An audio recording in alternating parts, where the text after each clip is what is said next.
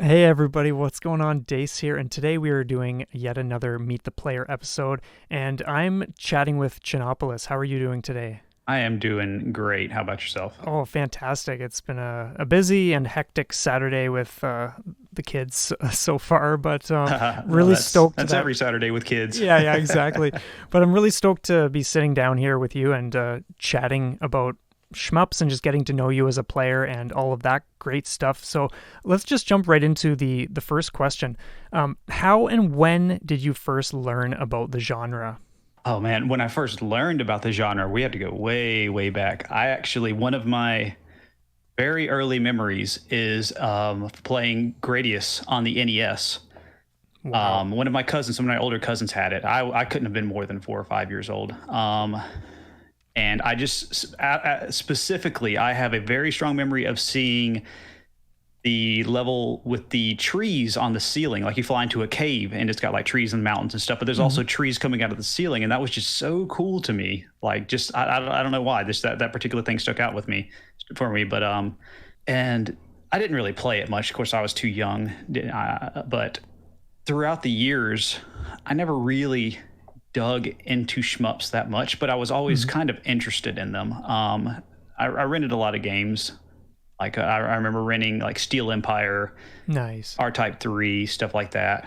But even later, I played R-Type Final quite a bit, and that's I don't know if you're familiar with R-Type Final for the PlayStation 2. I that's to be honest, it's a franchise I have barely dipped into in general. So Oh, that's right. yeah, That's right. We'll have to talk about R-Type. yeah. For a little bit, but R-Type Final in particular is kind of different in that it's a game with a lot of unlocks. Hmm. And basically you just have to play the game a lot to unlock things. So I didn't even know about 1CCs and stuff like that, and I probably put like 100 hours in that game unlocking all the different ships. And Wow. even then, I don't know if I 1CC'd the game, but I just enjoyed the atmosphere, the different ships, and all that kind of stuff. Hmm. But it wasn't until about 3 years ago that 3 years ago that I really took my deep dive into shmups. I was just going through playing various games. I had kind of made a list of different things that I wanted to try, different and just to keep myself from actually quitting out on a game halfway, Yeah. because I did that a lot. But I had on my list that I wanted to clear a Toho game because I enjoyed the music. I didn't really know much about it other than the music, seems to be a pretty common thing for a lot of players. Hmm. But I picked up Toho 7, and I was like, all right, I want to do a 1 credit clear just to say I've done it once. Hmm. And I remember just being so intimidated and thinking this is going to take a long time, but I just want to do it once. And I remember just game overing on stage one, Yeah. making it to stage two, just this the slow process of I don't even remember what kind of controller I used. It may have been like an Xbox 360 controller. Probably had stretched out screen, wrong aspect ratio, wrong frame rate. But after probably 2, 3 weeks, I actually managed to get the 1CC. Wow. And after that, it was like, wow, I really, really enjoyed this. I just did something that I thought that was not possible. That it was just, you see replays all over YouTube about 1 credit clears for as someone who doesn't play shmups a lot, and it just seems like your eyes kind of glaze over. It just seems totally impossible. Yeah. But actually sitting down and doing it myself was a feeling that I had never experienced in a game. I've come close a little bit, like with various hard things, like F-Zero GX, getting those super hard races and stuff like that. Hmm. But there was something so focused and I don't know. I don't want to say pure, but something I guess simple I was gonna and actually say straightforward. Is I was actually gonna say pure. I Yeah, totally I I guess that totally is a good understand word. that. Yeah. It's just like it's so specific and pure and direct about Yeah. what you are supposed to do and what you have done and what you've accomplished, that it's like I was hooked. And fortunately for me, there's a whole lot of Toho games. Yeah. So I just started going down the list, and then eventually got a little bit more brave, pulled up MAME, played an arcade game. I think I cleared R-Type Leo on Kingdom Grand Prix, and then I just couldn't get enough from there. Wow, yeah, that's amazing. I never get tired of hearing these stories because there's always like some kind of hook or some kind of initial thing that just they see it and then they come back years later, or they're just into it right away, or whatever the case is. So it's really fascinating. So one thing I'm curious, well, a number of things, and we may have kind of already touched on this a little bit with what we just talked about, but in terms of like hooks, was there anything specific about like the in-game, like outside of like the experience you had and like loving it and like the journey and that kind of stuff? Was there something mechanically in the game that was just like, wow, like I've never experienced this in another genre, and now I'm just really drawn to checking out these games now?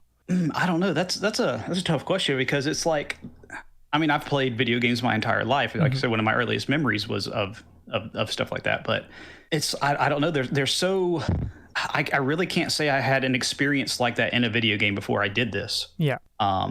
I played one of the things I would do before I ever got into Shmups is I would play through the Mega Man games using only the Buster, no power ups, and that was always fun. I wouldn't do like without dying or without continuing or anything like that. But I mean, I would learn the Robot Master's patterns, and I would have to like, that's kind of similar to something like learning a boss in a shmup. Yep. But there's a lot more forgiveness in that kind of game. But I don't know. I guess maybe the shmups were just kind of like an advancement of that. That something about it clicked with me. Just the learning, the seeing the patterns, like dissecting them, moving through them, and finally just clearing them. Something about it was just so satisfying for me. I love it.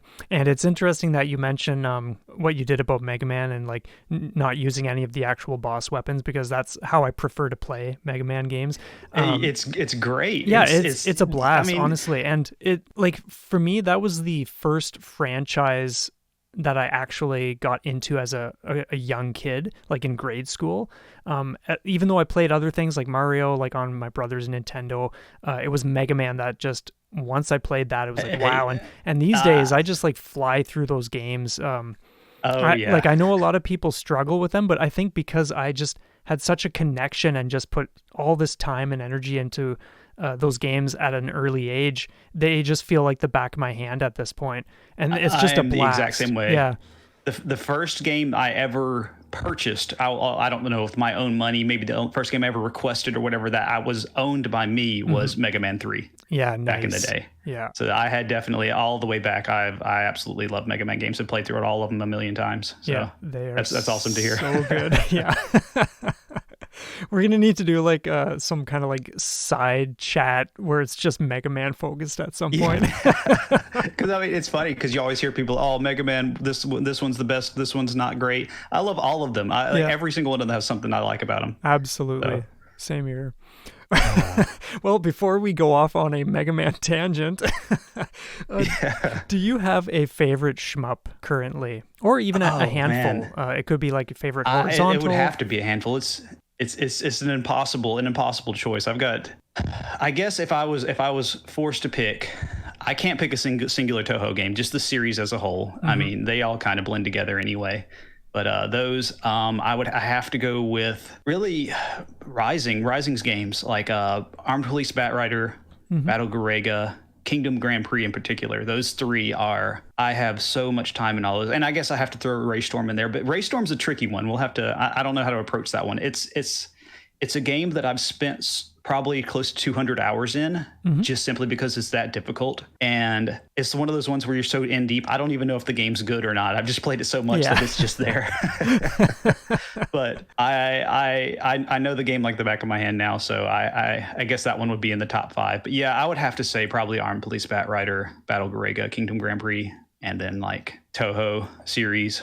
But then if I start looking down the list, I start, I love this one. I love Gallop. I love, it's Under Defeat. It's an impossible decision. But yeah, that's more what I lean towards. Yeah. And yeah, I totally get that. Like there's something in every shmup, or at least like the main ones you're interested, where it shines so brightly and you're like, oh, well, you can't discount that because it's just so good. So it's got to be included somehow. Have you ever noticed, like, amongst those that you just named off, has there ever been a trend that you've kind of seen that relates to why those are some of your favorites? Or is it for all these specific reasons that don't really relate at all? Actually, yes. And if I'm being honest, it's because of the music. Yeah. Music is a huge part of how much I like a game and how I pick what games I'm going to play. Nice. So like some of my if you go through the list of my early clears in the order I got them, it's because of like how much I like the soundtracks for them. Because even before I played the games, I was familiar with so many of them just because of the soundtracks. I'm a big fan of that style of the video game music, how the high energy shmup soundtracks tend to be. For sure. So, but like Dodonpachi Daifukatsu Black Label is another one that just has an amazing soundtrack. Yeah, totally. But that's those games. The Toho series, of course, known for their music. Battle Garega and Batrider has awesome tracks. Oh man! But even aside from that, the art style is fantastic, and they're also. If I look at them and next to each other, they're not very fast games, and that's something I've kind of they seem a little chaotic. Okay. But they're not so fast, so you can kind of work your way through them without having to, really, have lightning fast reflexes or anything like that. Yeah. And they're not so strict either that you need to have rote memorization to get through them, which I don't mind rote memorization. One of my favorite games is Armed Police Unit Gallop, which I can't remember. It's very similar to Batrider, or whatever the name is, Gallop by Irem. They're a little freeform. There's some randomness, but I don't know, that style of game really works for me.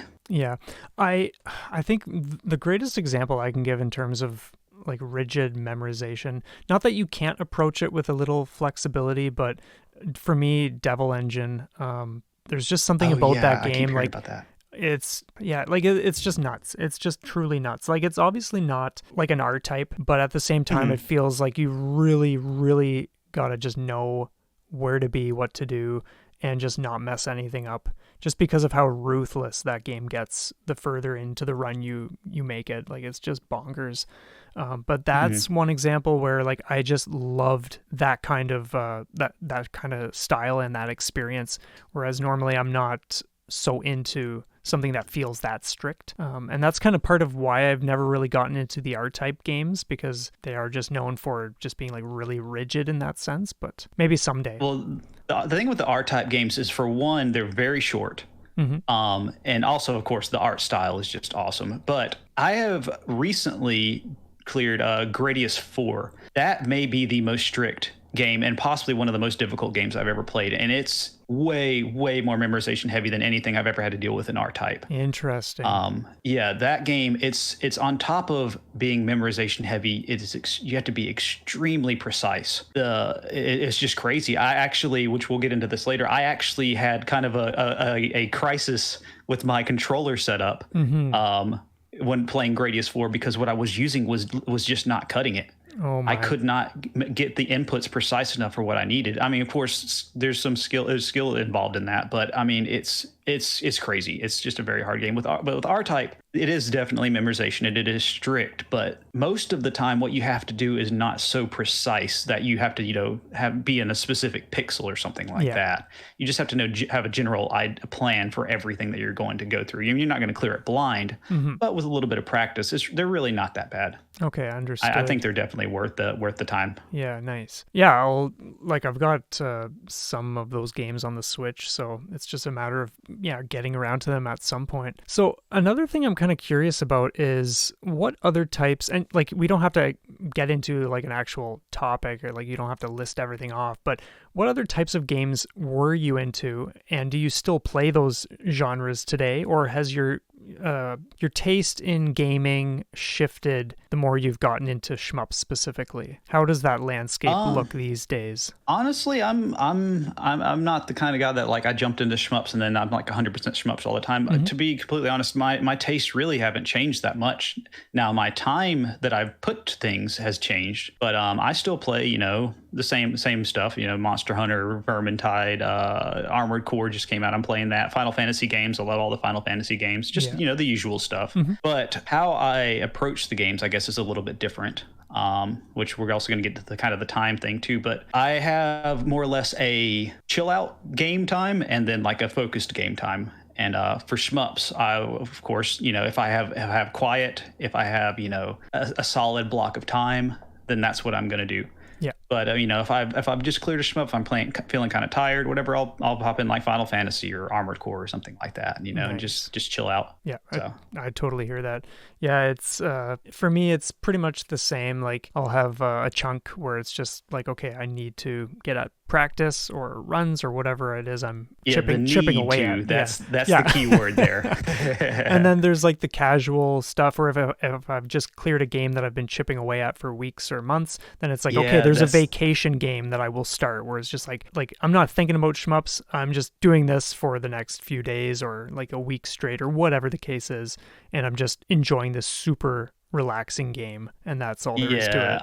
I tend to take that is one thing though. I take a long time to clear games now. Mm-hmm. Like whereas before I would just blow through something like that. I guess that has changed. I can't just sit and play something like that for just hours and hours on end. Yeah. I don't know. It's like it seems like 2 hours is like the absolute limit for me now, mm-hmm. and beyond that, I'm like, okay, I need to do something else. Yeah, no, that's fair. Well, the next question on my list here actually relates to the controller thing. So do you have a preferred controller type? And I know this is going to get us into some really interesting storytelling on your part. So take it away.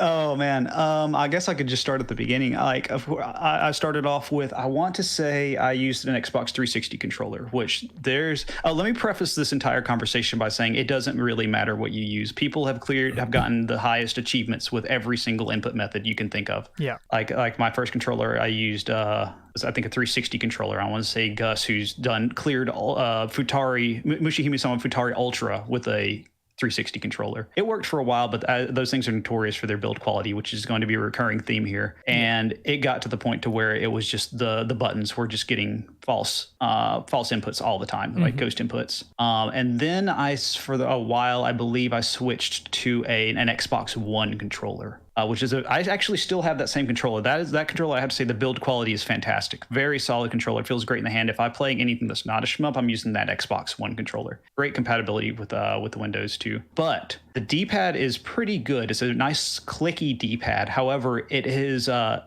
a solid raised point in the middle that you can't depress. It's not a cradle D-pad. Oh, okay.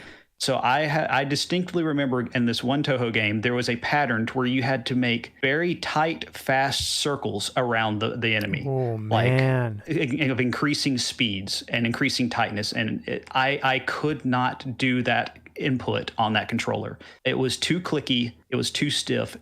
I couldn't do it. I was limited by what that controller was giving to me and what I could do with that controller. Mm-hmm. So I did a little reading online and just like best controller, best D-pad. And what kept coming up was the Sega Saturn Model 2. And so I went ahead and I went online. I went on eBay. I bought a used one. I bought a Mayflash adapter, threw it in, and it was amazing. Have you ever used the Saturn controller? No, I have not. RetroBit or anything, any of those? I've been tempted, but I haven't gone through with getting one.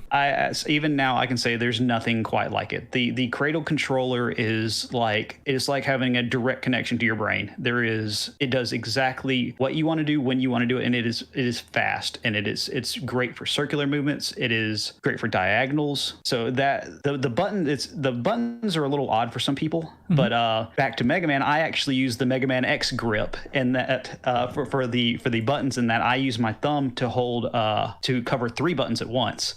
Yeah. So I would have like the top of my thumb is shot, the middle of my thumb is focus, and then I kind of roll my thumb just a little bit to hit bomb. So it was perfect, absolutely perfect for shmups. Nice. And I use that, and I actually still have that controller. I've used that controller for probably a solid 2 years. And then let's see, I want to say probably about a year ago, maybe a little bit more than a year ago, my adapter died. And the Saturn controller's not USB. They're just that unique whatever plug for Saturn. So when my adapter died, I'm like, oh crap, what am I going to do? So I went and I got a couple of RetroBit controllers, one for my wife to use when we play something, and just for me to try. And I had read that they use the same like manufacturing specs as the original Sega Saturns.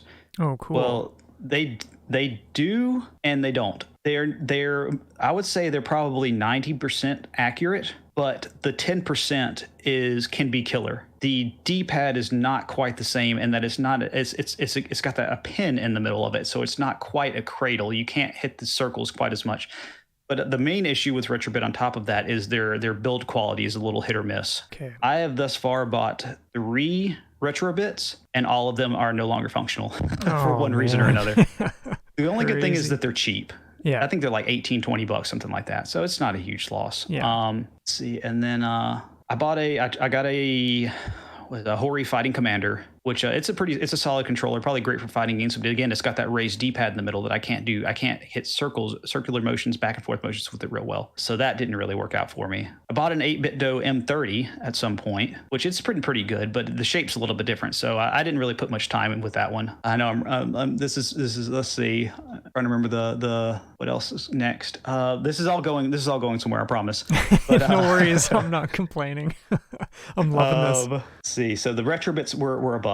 So I think, okay, the next step was then I ran across the 8BitDo wireless conversion kit for the Saturn, which that thing is awesome. You basically just open up the case, you swap out the PCB, and you're using all the original parts for the Saturn controller, but with a brand new USB capable wireless PCB in it. And I've used that for probably the last year up until probably a couple of months ago. And that's been great. Like it's got the best of both worlds and good compatibility and the original Saturn parts. And that's gotten me through many clears. But unfortunately, the Sega Saturn controller is a 25-year-old piece of hardware, and they're not going to last forever. I started noticing I was getting bad inputs on my D-pad. So I opened it up, and under the D-pad, there's a little kind of like a plush-shaped rubber membrane that's used to press to activate the buttons, and it started to tear. So when that happens, they don't pop back up correctly, and you start to get bad inputs. Yeah. So this is when I started going down this rabbit hole. I opened up my RetroBit controllers. 2 of them already had torn rubbers. So I managed to get one that had a good rubber, threw it in there. Within a few weeks, it had torn too. I bought another Saturn controller off of eBay. I actually tried using that one, but it's kind of weird. Even though they were both Saturn controllers, this one didn't quite feel the same. Maybe I just had used it so much it had worn in, and it was to my liking. But this one I didn't like as much. Put the rubber in there, still not quite the same. I think. Oh yeah, I even went so far as to go on eBay and order this kind of shady bootleg looking pack of supposedly 3D printed rubber membranes for $10, even though they're normally really expensive, and of course got them in and they were not 3D printed correctly. So that didn't work. So I'm getting to my wit's end here. I'm like, oh God, what do I, I mean, this is I can keep buying them and I can keep using them, but they just don't last. So I had gotten, I don't remember where, I'd gotten another rubber that had worked and it was working well enough. And then I started playing Gradius 4. And even though this rubber was working, I was aside from even the issues in the back of my mind about the durability of the controllers, I was starting to, I guess, hit the limits of what I could do with the controller. In that, while the controller is very fast and very, I don't want to say loose, I guess it is, I would just say loose, I was starting to notice it's not super accurate. I was not confident in my taps. I wasn't confident in hitting, getting to a specific, elevation on the screen. And in Gradius, you have to very quickly and very precisely adjust where you are. I wasn't able to do it confidently. So I'm like, oh my God, now I'm just really getting, this is just not working. Yeah. What am I going to do? So I got my M30 and started using that. And because I had never really given it the time, I'm like, oh, this is actually pretty good. It's more accurate than the Saturn controller. Not quite as quick as I'd like, but maybe that's just because I hadn't used it enough. But then I used it for one session, and then all of a sudden my ship's flying off to the side of the screen without me touching anything. And I look down, and the D-pad is actually getting stuck in the case of the controller. Oh my God! I'm like, I can't. I don't know what to do. So that's the stuff of nightmares. Seriously. Yeah, it's seriously. It's I'm shook. I'm shook. I'm shaking to my core. My controller. I can't trust any controller that I'm using. Yeah. So I was talking to Octane about it, and this is something that and he was like, look, I have these extra Saturn controllers. I have a stick. Do you want to try them? I'm like, I don't want to take your stick. He's like, I got this for free. I'll send it to you to try. I'm like, all right. So, threw him a couple bucks. He got the stick down, which I'll get to the stick in a minute. But he also had sent the several Saturn controllers, and they were just not they worked for a while, but it's just, again, I can feel the limits of the controller. But what I ended up doing is I did a little more reading on the M30, and it turns out that the D-pad cradle has a little bit of a slight design flaw, and that it's got a lot of rubber that rubs on each other. So the way to remedy this is to actually take the cap off the D-pad and apply some 3-in-1 oil or Singer oil or whatever you want or whatever to the inside of the D-pad, and it actually smooths the movement out and solves the sticking issue. And that's what I've had to use for now since then, and it actually has been great. But and the other thing with the M30, the 8-bit M30, is that they actually sell membranes for the controller for like $3. So as far as D-pads and controllers go, looks like going to be the end game for me, is the 8-bit M30. So if anybody's looking for a controller to use, that's my recommendation. Very solid build quality, good compatibility. They sell replacement parts. It's a little bit more expensive than the RetroBits. I think it's like $35, but well worth the price. But that's not the end of the controller story. This is what you wanted to hear, I'm sure, about is the stick.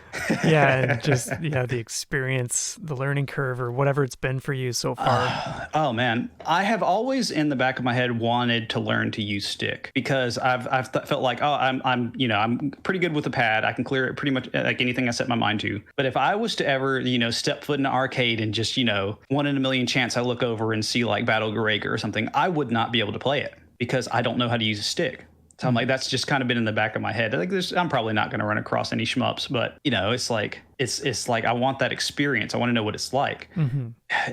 I've never had the need to learn how to use a stick, and it's a little bit of an investment, as you know. Certainly. But with this happening, and then it just so happened that Octane had one, and he sent me that one, and it was weird.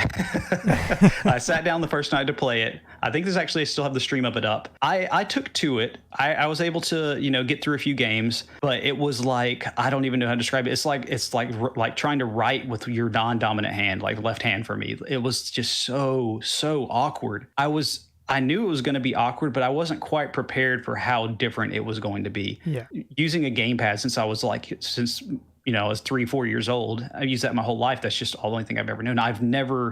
I may have been to an arcade and played a game like 2 hours total in my life before this. It's like just not something I know how to do. But it's like watching so many people play with stick and then getting my hands on it, I'm like, how is anybody doing this? Yeah. It's like it's awkward. It's like my hands are uncomfortable. Feel like I have no control over it. That was like my first impression. It's like, okay, I can do this, but do I want to do this? I'm like, oh God, it's like shmups are already hard. Do I want to add another level of difficulty on top of this? But so I just sat it down and I was just like, oh, I don't. This is a lot. This is a lot to deal with. Mm-hmm. But then the next time I play, I look over and at that stick, I'm like, it was something about it. It's like, it's interesting though. Even though it was difficult, it was interesting. And so I pulled it up again and, experimented with different grips, different button layouts, and started to get a little bit more comfortable with it. And I think I cleared something pretty easy, like Bluish Resurrection or something like that, which normally that would be a first try clear for me on pad. It took me like 4 hours or something like that to get through with the stick. But I could start to see kind of flashes of the potential of what this could be, but it still wasn't quite there for me. So I ordered a couple of parts because I did some reading on this stick, and apparently it has quite a large dead zone, which that was the big thing for me. When you're using a pad, you have no dead zone with the Saturn pads. It's like instantaneous. You have instantaneous direction change. But with the stick, of course, there's that it's bigger. Yeah. So naturally, there's going to be you have more distance to travel. You got to cross that first. Yeah. But, sometimes it's a long way. Yes, that was it. Just from diagonal to diagonal, it just felt like miles. It was like I am so slow playing this. But I bought that bigger actuator. I actually switched from a ball top to a bat top just because I've never touched a stick that just felt more natural, more comfortable for me. But getting those extra parts, switching from a square gate to an octagate, which some people recommend against. I don't know that much about it, but it helps me to feel the cardinal directions. Yeah. But getting those changes, it was almost like magic. It kind of clicked. It's like I can feel where I am. I can feel what I'm doing, and I can feel how precise the stick is. Oh my God, yes. And that immediately was like, even only using it for a few weeks, I could tell this thing is extremely precise compared to the pad for me anyway. Yeah. It's like, okay, I need to work on this. I need to actually make this. I'm still not sure if it's going to be my main input method, but I think that was the other thing. This stick that I have is like a rock. It's like just a slab of electronics and plastic. Like, Yeah. I feel like you could throw this thing across the room and it would hold up. So, and with how modular they are, this thing will last me forever. That's something I have to take and I have to consider, because these pads, I'm towards the end, I was just burning through these controllers, and it's like every time I sat down to play, I'm like, oh my god, was that me, or was that a bad input? Is this controller going out? And that little bit of distraction was like lowering my game. Like, yeah, I was totally. playing worse because I was so concerned. With the stick, you don't have to worry about that. I just, every time I sat down to play, I was like, okay, I'm going to practice with the stick, but then I'll play an actual run with the pad. And then I found myself just doing the actual runs with the stick, and I actually cleared Raiden DX and Novice, which, even though it's called Novice, is not that easy. But towards the end, I wasn't even thinking about it anymore. I was just playing the game, and it's like, wow, it's like I've adjusted more or less. And it's I was talking to Octane about this. I think playing with the stick has actually improved me with overall as a player, simply due to, I feel like I have more of a connection, I'm more cognizant of my movements. 100%. Yeah, it's kind of mind blowing. It's like, with the pad, I'm just using my thumb, and I'm just moving my thumb, and that's where I go. But with the stick, you have to, your fingers, your all the joints of your fingers, your wrist, your elbow, your shoulder. You have to really think about how you want to make your movements. And it was like, I don't know, it just opened up neural pathways in my brain or something totally. like that. And it's like, I've upped my game just that quick, just by doing that, by introducing a new control method, which was a hindrance at first. It's now has benefited me. Yeah. And it's just crazy. I'm still not 100% on the buttons are actually a little bit more difficult for me to get used to, just because of the hand, but the hand position, and it being more fingers. That's one thing. I did everything with my thumb on the controller, but with the controller, the stick, you have to use 3-4 fingers. But I'm getting there. But yeah, that was the big thing. It's like I feel with the stick, it's like the stick is like a game in and of itself. It's like adding a layer of novelty, a layer of experience on top of the game, which is a little bit different than you get with just, a gamepad. And that's something I wasn't expecting whenever I got that. And honestly, I love this kind of stuff, because I think like everyone's obviously going to have some form of an adjustment phase. And when you mentioned like just being all over the place the first time you played, I love it, because that's like anything that anyone does for a first time, where it's like that attunement, that like solid sensitivity has not been developed yet. So it's like your body is so used to just like using a certain amount of force, or like overshooting things that you don't need to be doing. And I just love the process of like fine tuning everything as time goes, and getting things to like the point where you don't have to use so much of this or that. It's just like these small, precise things. And there's just something I love. I love stories like this. So it's been great hearing you just go on about this, honestly.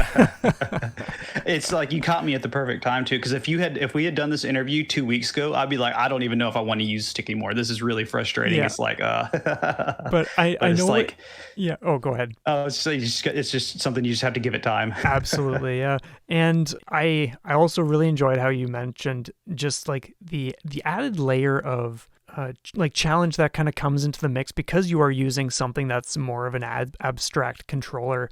Like, even though these have been around for quite some time, like arcade cabinets, for instance, like sticks were there. But for the most people, like I never grew up knowing about arcade sticks until I think Rolling Gunner came out on Switch. So like that was just like 3 years ago or something like that. Yeah. And I had never heard of an arcade stick, like other than the actual arcade cab ones, of course, but like not at home ones where you just set it in your lap and you're good to go. So like for me, it's a very exotic thing. And some people will have heard this story before, but like for me, the reason I got into it was because of Rolling Gunner. Like there was something, like I was using the Pro controller for Switch at the time, and there was just something that didn't feel natural with how you have to move your ship to aim. Like you have to move your ship in the opposite direction to aim your option where you want. With the And I was like, you know what? I'm feeling called to get an arcade stick specifically for this game. And when I did, it was like magic. Everything just made sense. Like the heavens opened up and the light was coming down. It was just like bliss. And it was just a wild time. And I just love, like just tying back to what I said, like love hearing these stories. Like it's great hearing these types of things because we all have a different reason for getting into it. Like you having the situation with the controllers and then one coming your way from Octane, and it's just fantastic. So anyway, that's like my bit that I just wanted to like throw in there. So please continue. Like what happened next? I mean, that's where we're at now. I'm still like for anything that I'm currently working on a Shibu Maho Daisakusen 2-all or Kingdom Grand Prix 2-all.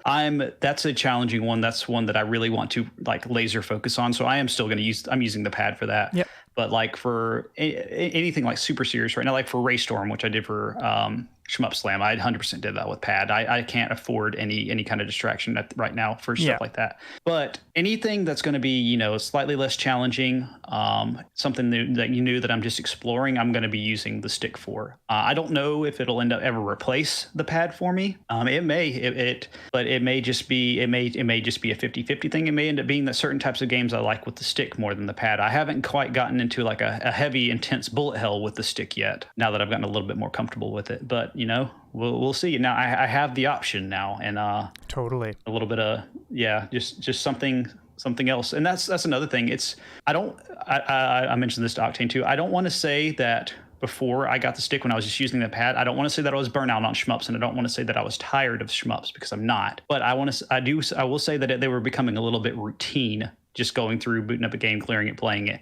With the stick, that kind of added a little bit of a spice to it. It added a little bit of something, a little bit of variety, a little bit something different on top of that, where I'm not just moving and shooting. It's something else to work on. It's like I said, it's something novel. Yeah, absolutely. That's fun. And it really does, or at least my experience, it really does connect you with the game in a way that other controller types won't. Like I'm not saying like a pad will allow you to connect in one way, a stick will allow you to connect in another way.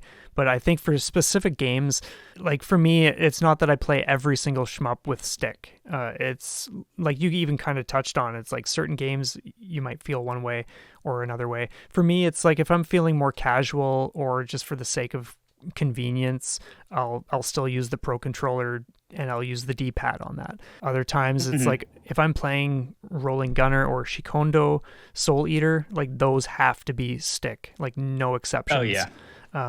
So it's neat to see like kind of what titles we gravitate toward for stick or controller or whatever else. Yeah, with the pad, it's like it's almost like it's not even there, and that's a good thing and possibly a bad thing.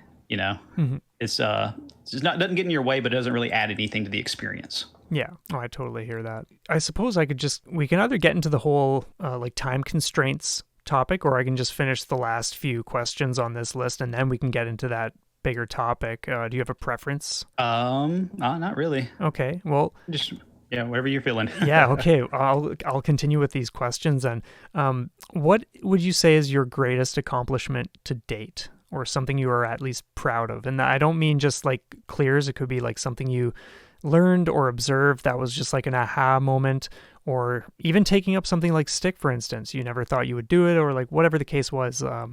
What comes to mind for you? I've got a few clears that I'm like very happy of and proud of, but I will say the one that probably stands out the most to me is getting the all bosses clear of Armed Police Batrider, which I don't know how familiar you are with that game. I've never played it. I want to. Okay, yeah. Well, it's you got to jump through some hoops to play that game. Yeah. Even on top of emulation, it's got some issues. But the thing with that game, it's basically like the Rising All Stars. It's got characters from, of course, new characters. It's got characters from Battle Garega.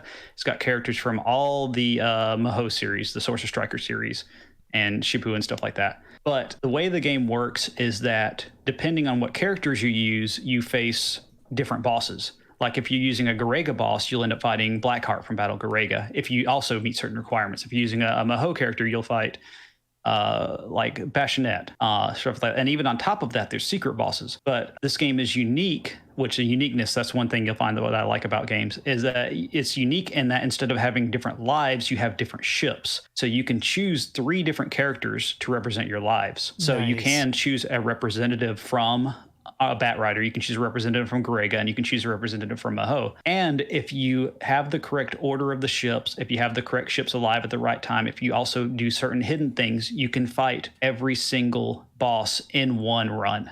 Amazing. And it is, aside just from the standard difficulty of playing a shmup, you have to play it in a specific way. Like I said, you have to have a certain character alive at a certain time, but you can't just have all the characters alive because it's a rising game, so you have rank to contend with. Yeah. So you have to deal with the self-destructs and then regaining the lives. So that means you have to learn how to score on top of that. So this is one that I started off playing Bat Rider, got the clear, and in the very, very back of my mind, like, one day I might like to try that. One day. And I didn't want to put a date on that. But as I got through more and more clears, because that's one thing I like to do. If it's a game I really, really like, I'll go back and clear with every ship. Yeah. But I got to the end, I cleared with every ship, and I went and I looked, and it's like, you know what? I think I can do this. I want to try. To make a long story short, I spent weeks and iterations of different teams, different strategies, digging through, trying to translate obscure videos with Google Glass just to get just tiny extra bits of scraps of strategies. Yeah. And I managed to pull it off. Amazing. And I actually did it live on stream too. Crazy. And it's, I don't like to talk about my accomplishments versus others, but that's not something a whole lot of people have done. It's not like a top, hardest ever accomplishment, but it's a hard accomplishment. And it's a game that I really love, and it's something unique. It's not just like, all right, I played the game, got a high score. It's like I did these things that are unique to this game. Yeah.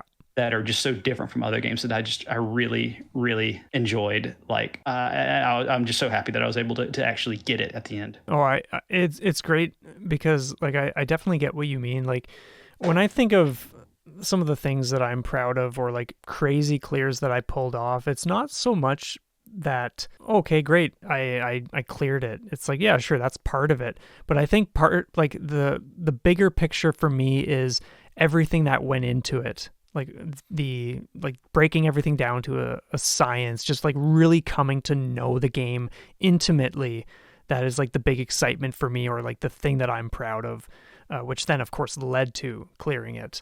It's like just kind of understanding it and flowing with it. And then playing at such a level that you don't just blindly follow the, established strats. I'm not in unexplored territory, but then I'm playing at such a level that not a whole lot of players have played. And I say that, but I mean, score players are just on another level, but even high level score play is very different than this.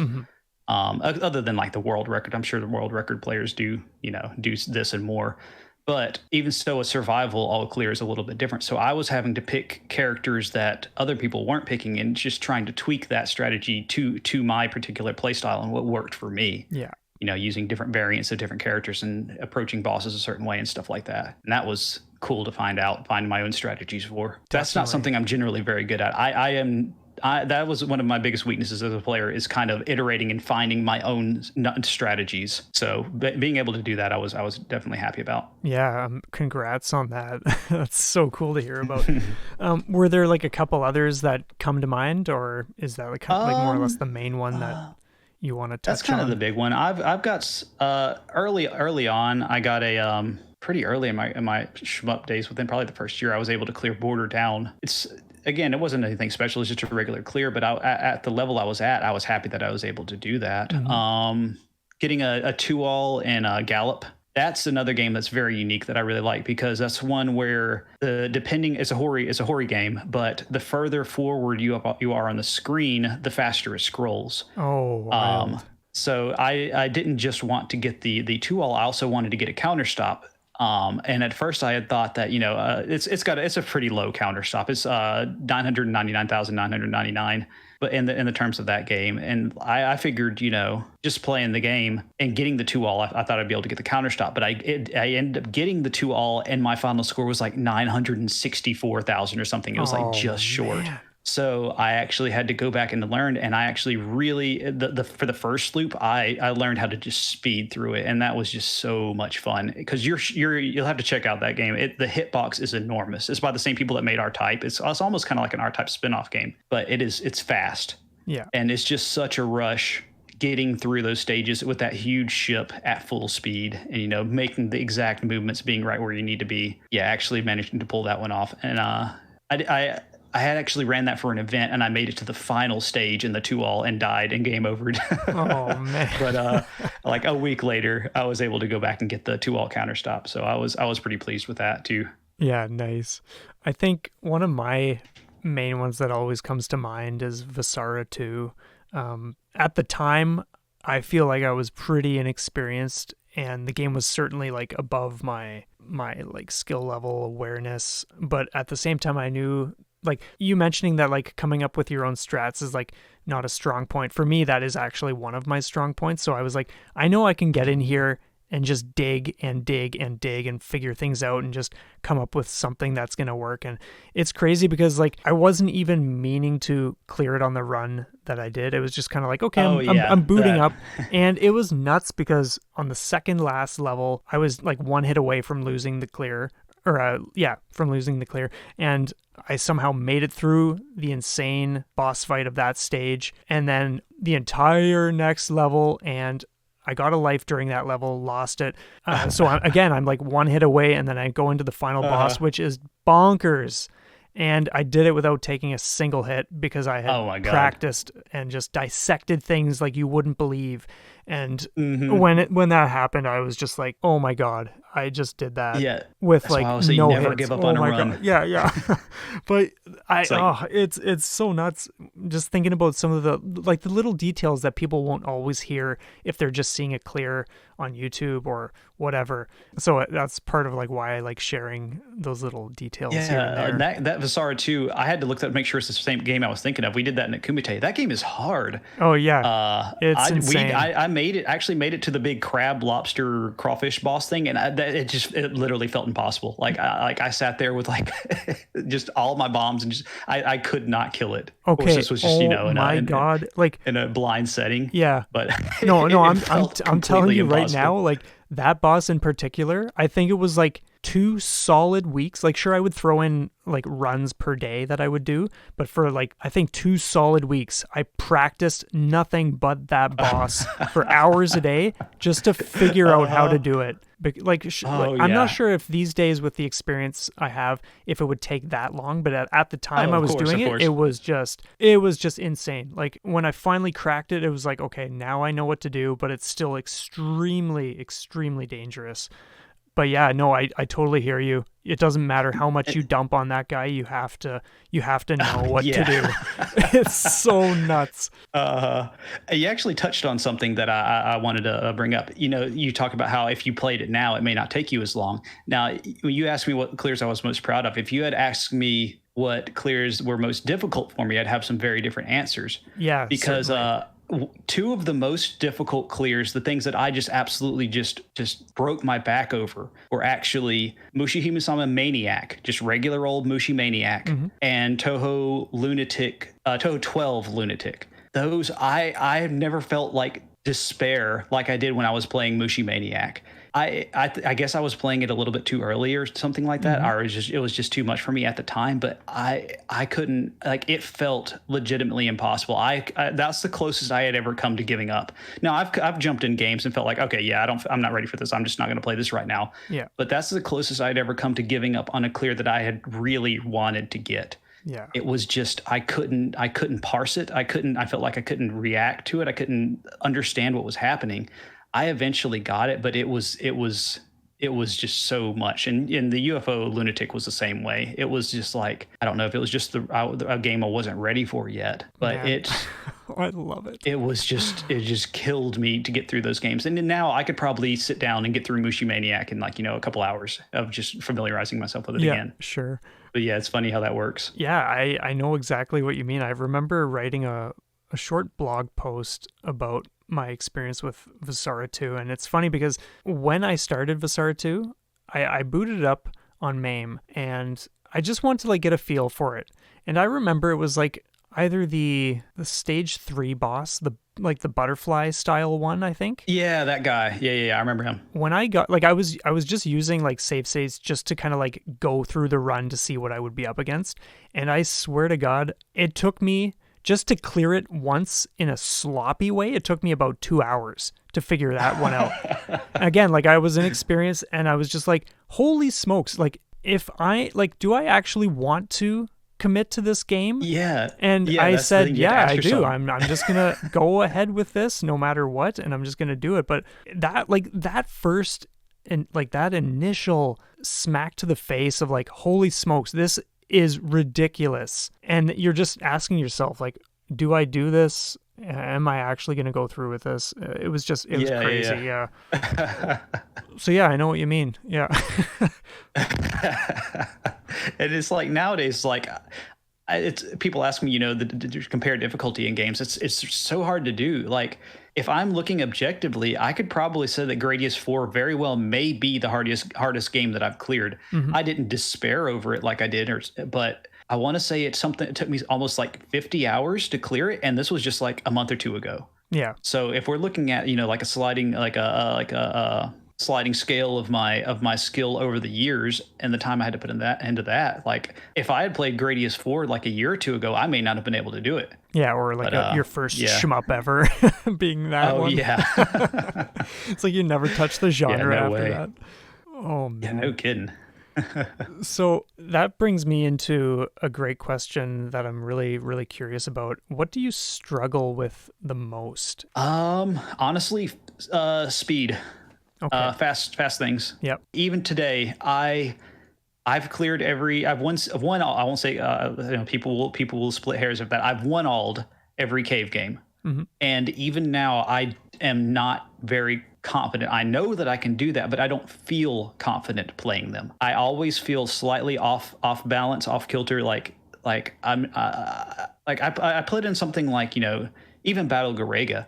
And it's a hard game, harder than a lot of cave games. But I feel confident when I'm playing. I feel like I know what I'm doing. I feel like I can make the dodges. But I put in something even like Espagaluda, which you see Espagaluda as like one of the easier cave games. Well, yeah, it's definitely on the easier side, except for that final boss, which is just a nightmare. But even now playing that, I can't consistently get through it whenever I play it, and I don't feel confident about like a lot of the dodges in it. It's just something about the speed of the games that just unsettles me, I guess. Yeah. That's probably, I would say, probably my biggest weakness as far as mechanically. That, and just like I said before, kind of iterating my own strats. Mm-hmm. I tend to kind of, not so much now. I've actually gotten a lot better at that. Used to, especially when I was like really first starting out playing Toho, because Toho are almost like puzzle-like in how they go. Yeah, sure. But I would kind of lock in on how I wanted to approach a pattern and would just try and brute force it without even looking at, trying to approach it differently. And then finally, I'd just like look it up on YouTube and realize I'll just kind of slap myself in the forehead and like, why didn't I just go to this side or something like that, something simple like that. Yeah. So yeah. Oh, that's I'm loving this. I'm just gonna keep rolling with the questions here because yeah. Do you have a favorite mechanic? Oh man, that's a tough one. Actually, no, it's not a tough one. I love variable scroll speed, and it is a criminally underutilized mechanic. I have to look this up because I've got. There's the names of the two games. There's Armed Police Unit Batrider.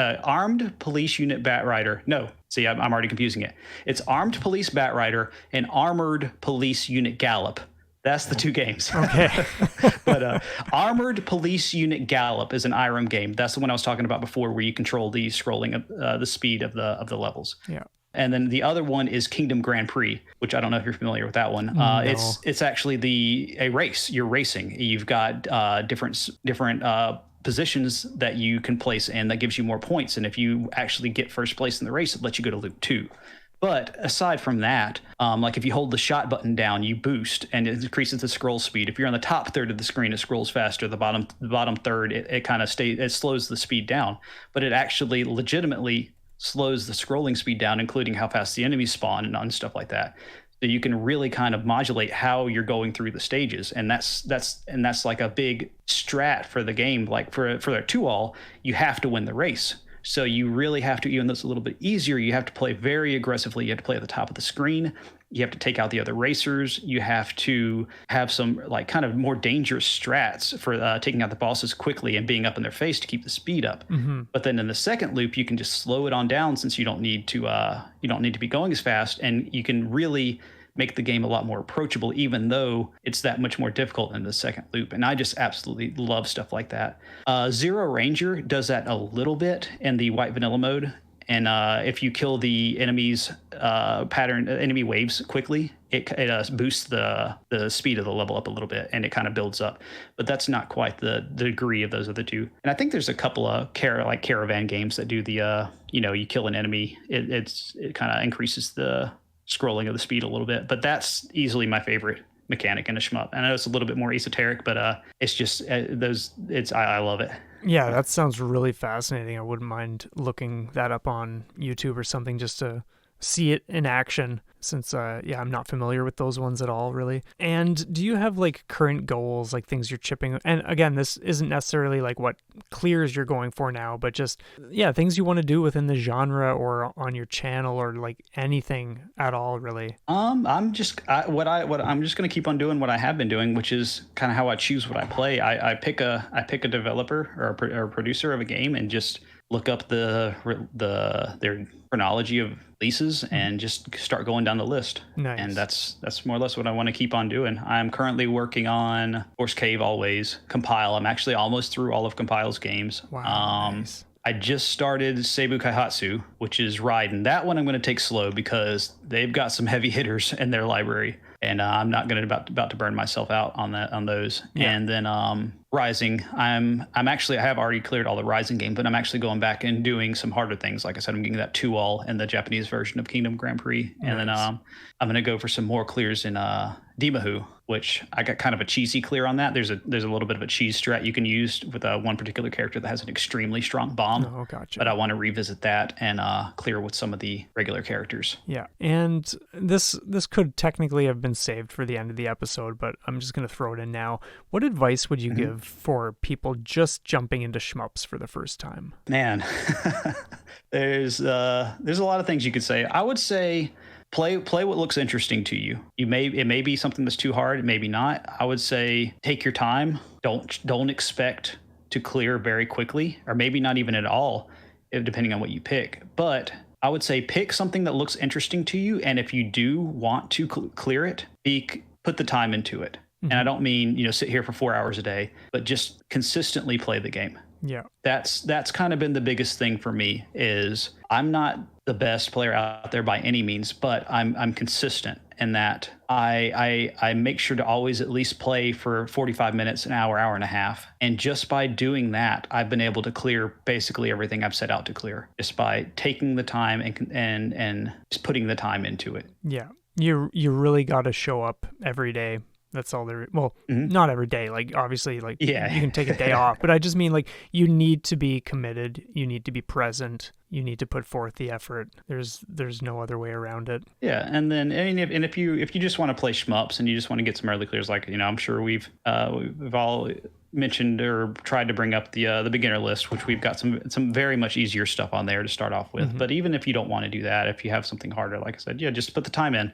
Ask, look for various resources if you want to. Nowadays there's actually quite a lot of resources out there, various replays, or just ask people. If you see a video, throw a comment up there asking something that you're not sure about, or join a Discord and talk to the players. Yep. If you're so inclined. Definitely. But just go for it. Put the time in and go for it. I was and you don't need to have lightning reflexes. You don't need to be some super player, super gamer. I started when I was 35, 34, something like that. So I'm not a young man. I'm not old, but I'm not like teenager. But yeah, it's you don't there's just play the games. Yeah, and just try and have fun. Yeah, exactly. I was just gonna say that. Like, that's one of the biggest things. Just find the game that you just love so much that you're just naturally going to do everything you want to do in the game because you just love it that much. And then don't hurt yourself over don't make yourself miserable playing that. That can come later once you've got your skills and practice methods down. Oh, totally. So I think like the next portion we will get into, which I'd love to hear like some of your thoughts or just like what the experience has been like for you, is just the whole topic of time constraints when children are involved, and it's not that we have to go like super deep, but like just take us on a bit of a journey, or like share whatever you'd like on that specific front. Their time constraints are definitely, as you know, a big thing, but shmups lend themselves to that perfectly. Used to be, I actually started playing shmups before I had a kid, so I was just, if I felt so inclined, I'd just sit there for hours on end and just play and grind. But nowadays I get in the evenings, on weekends, I get a good bit of time, but I don't really want to do that. Like on a work night, I might get an hour. Free time to play a shmup. Sometimes I don't even get that. But it was funny is I feel like I get just as much accomplished in that hour as I did whenever I'd sit there and play for 4 hours. But the point I'm trying to make is that shmups really lend themselves to these small opportunities to play. Like you can get a whole lot done in a shmup in an hour, much even to the point to where it's like I'm sitting down and I'm playing and I'm like, I've only been playing for 30 minutes. This is really hard. I kind of want to do something else. But but no, it's like I'm not. Everybody's situation, of course, is going to be different in how they approach things and what they can and can't do with their time. But for me, like on a work night, like I said, I have about an hour. I will, if I'm having a practice night, I will sit down and I will, in that hour, I'll be able to like save state through most of a game. Or if it's a really hard game, get a third of the way, halfway through it, and then the next night do the same. And then the next night I'll do take that hour and I'll do some test runs. See where I am at, see where I need to work, and it just so on and so forth up until the point to where, I'm ready to do some runs. I'll have an hour. I can get, 2-3 solid runs in, depending on the length of the game. And it just works. Like, I don't feel like I'm taking time away from my responsibilities, my family life, whatever. But I also don't feel like I'm missing out. Shmups are just so dense. And so you just jump right in and get into the action that hour is really just all that I need to feel satisfied. And of course, if I get longer time, so I'll take it and I'll have fun with that too. But yeah, it's like, older adult, you can't like MMOs. I will say that like MMOs, I used to play those a lot. I can't do that anymore. It takes so long for to get anything done in those games. It's just not worth my time. But yeah, it's just they just really lend themselves to that. And now, what I can't do these days is, of course, play during the middle of the day when the whole family's up, because interruptions are going to happen. And if I get interrupted or somebody comes up and starts talking to me or something like that, it's just I'm just throw the run away. Yeah. But it's fine. I kind of know when it's not a good time to play. But yeah, I wasn't sure how it was going to be. When the first kid comes along, just for a lot of different reasons. I mean, you know how it is. And I don't want to get too deep into it and too personal or anything like that, but it's a big change. And it's like, I didn't know if I would be able to transition into this new schedule, this new life. Yeah. But once everything kind of got settled and we got to the routine, it was perfect. Like the shmups are just absolutely perfect for this for the time that I have. And that's just another reason that I've stuck with them for so long. Yeah, totally. And I would love to just throw in one little thing too, is because we have a toddler and now we are just a little over 2 months into having another you're on baby. loop 2. Yeah, so it's like there have been some weeks where it's like maybe I get 25 minutes total that whole week. So it's like for anyone who's ever put regular time into a clear, like you'll know 25 minutes in a week is like not really doing much, but like you got it like in ways you've got to, like for me, like you've just got to like keep telling yourself like, no, I want to do this and I'm going to take whatever amount of time I can get.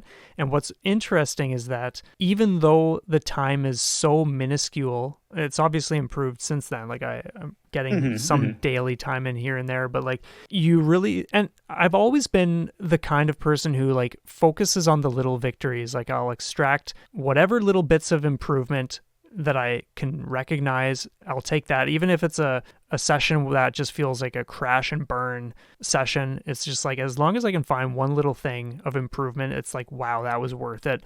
And so, yeah, definitely. And so having such limited time in something so dense like Shmups, it has really kind of in ways brought me to a new level of that kind of appreciation, or seeing the things that you need to celebrate, more or less. Because like, okay, well, I'm not sure when I'm going to play next, but at least I saw this one tiny thing that I can take away and apply or just internalize, and we'll just see how things go the next day, or whatever the case is. Yeah. Like I keep going back to Gradius 4. Like it probably took me 3 weeks to get through that game. Mm-hmm. And that's even with my normal like 45-minute sessions just about every night. But there would be a night where I'd go my whole session, and the only thing I would accomplish would be learning how to get through one screen of the game, like one little segment of a stage. Yeah. And just learning how to do that and knowing that I got that down, that was like, I was happy with that. Yeah. Like it was just chipping away at it. Yeah, because it's like, it's one more little step. Even if it may feel minuscule, it's still something huge toward the end goal. Yeah. And I actually, with all that work and all those little steps, I ended up in that clear. I had to self-destruct once, but aside from that, I did not have a single unintentional death. So yeah, nice. From starting off feeling like it was out of my realm of possibility to weeks later, all those little tiny bits from those sessions paid off. Yeah. Just kind of all aligned.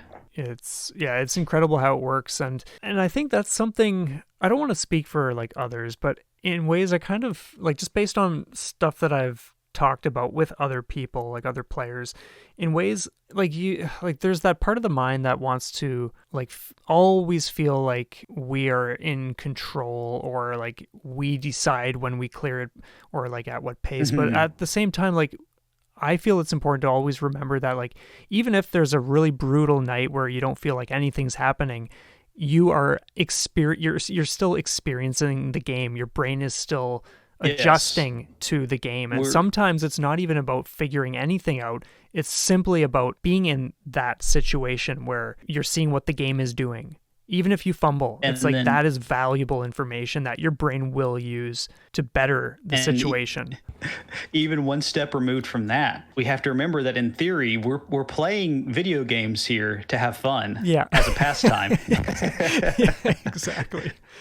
Like, yeah, of course you're gonna struggle, and we're gonna work, and you're gonna have rough nights. But I mean, you have to remember you're choosing to take time out of your very limited time to do this. So you have to also keep that in mind, that 100%. It's the goal in the end. The clear is nice, but you have to get something out of the journey too. Yeah, totally agree with that. And I do really enjoy that. Like when we were talking on Twitter about just like the different topics we might get into, I do love that we kind of both could relate to the time constraints and kids, because I do know that some of my viewers are about to have kids.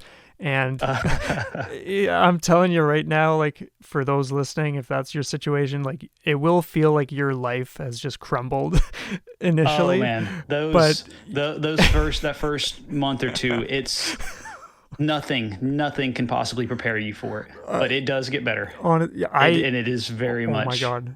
Worth it in the end. Yeah, like I can't, like I say that to everybody that I have spoken to who is about to be like a father or whatever. Like no matter what I say, no matter how much research you do, like you cannot be even remotely prepared. Oh, it's for parenthood. 100%, 100%. Oh my God, yeah, that's all you say. Oh my God. So yeah, there's nothing like it. That's for sure. Yeah, exactly. So. But it's funny though, because you talk about people having kids and older, like the shmups are an old genre. It's one of the first video game genres. Totally. So I mean, I guess you always think of like, I guess the stereotypical, look at it and it's like, oh, you got to have crazy reflexes and stuff like that. But I mean, you really don't. I mean, a lot of the best players are older. And look at Japan, some of these super players, they're getting up there in age and they're still top of the world in what they're doing. So, Exactly. Yeah, age is not a limiting factor when it comes to these games. I totally agree. I think it's easy for some people to kind of just embrace that idea, but I think it's one of those things like if you're playing like regularly and you are like committed to it, like you're being observant, like your body and your mind is always in that state of experiencing, practicing, and all this, it's like there's no reason for you to be suffering, unless of course like something crazy happens to your body where like things are actually deteriorating. Oh yeah, of course. But like, yeah, in ways it's just kind of like an illusion that is easy for people to buy into for whatever number of reasons, but it's definitely not the case. It's just yeah. I've always said I'm definitely not the fastest, but I'm or the have the best reflexes, but I'm just consistent. I just consistently play. Yeah, just build up my experience. Yeah, I love it. And on that note, is there like anything else that you would want to get at, or do you feel like we've more or less rounded things off? I think that's all that's coming to mind. Yeah, pretty much.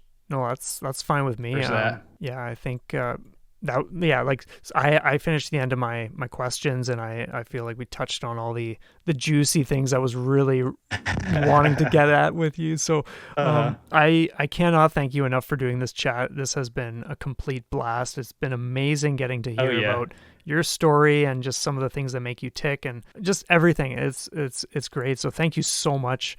And I want to thank everybody, of course, who's jumped into this episode and listened through it. Definitely share your thoughts down below and let us know what you think.